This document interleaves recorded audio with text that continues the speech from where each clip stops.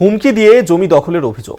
বেসরকারি আবাসন তৈরির জন্য চাষিদের কাছ থেকে বলপূর্বক দখল নেওয়ার অভিযোগ প্রকাশ্যে।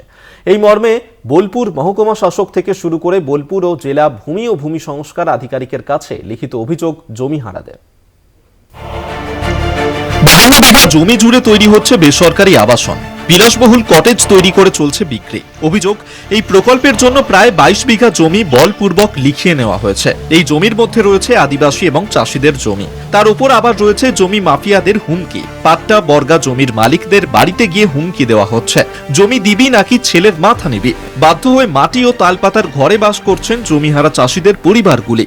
যখন ভয় দেখিয়ে বলে দিলে ছেলে নেবে, জমি নেবে না, ছেলের মাথা নেবে, তখন ভয়ে ছেড়ে দিলাম।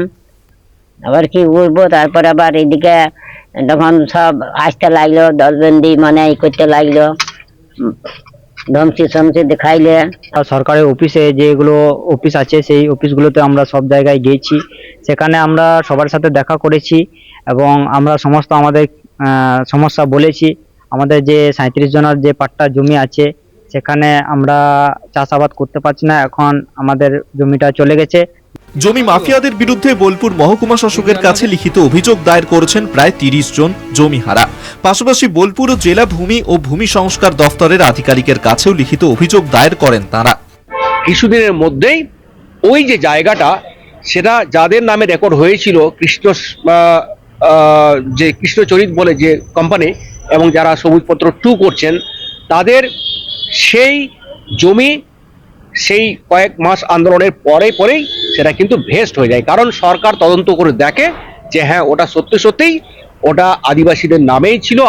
11 তারিখ একটা হিয়ারিং হয়েছে, ওখানে হাইকোর্ট সরকারকে চেয়েছেন যে কি অবস্থায় জমিটা আছে। আমাদেরকে আশ্বস্ত করা হয়েছে ওটা 1 নম্বর খতিয়ানে নিয়ে এসছে। আমরা এখন চাইছি জমিটা অবিলম্বে পাট্টাধারীরা পাক। যদিও এই বিষয়ে মুখে কুলুপ আবাসন কর্তৃপক্ষের। আদালতে মামলা নিষ্পত্তি না হওয়া পর্যন্ত এই বিষয়ে কোনো কথা বলতে নারাজ আবাসন কর্তৃপক্ষ। ওটা তো চলছে, এই অভিযোগটা তো 4 মাস আগে উঠেছে, এখন তো নতুন করে ওঠেনি। অভিযোগ উঠেছে, অভিযোগের উপরে তদন্ত হচ্ছে, তদন্ত হয়েওছে, কোর্টে জুডিশিয়ালে ম্যাটারে আছে, জুডিশিয়াল বলে দেবে কি আছে না আছে। 2 দশক ধরে বোলপুর শান্তিনিকেতন এলাকায় জমি মাফিয়াদের দৌরাত্ম্য বৃদ্ধি পেয়েছে। সরকারি জমি, বন দফতরের জমি, নদীর পার, সেচের জমি ও দেবোত্তর জমি দখলের ভুরি ভুরি অভিযোগ।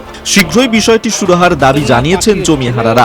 সমস্যা সমাধান না হলে শীঘ্রই বৃহত্তর আন্দোলনে যাওয়ার হুঁশিয়ারি জমিহারাদের। বীরভূম থেকে মনা বীরবংশীর রিপোর্ট, কলকাতা টিভি।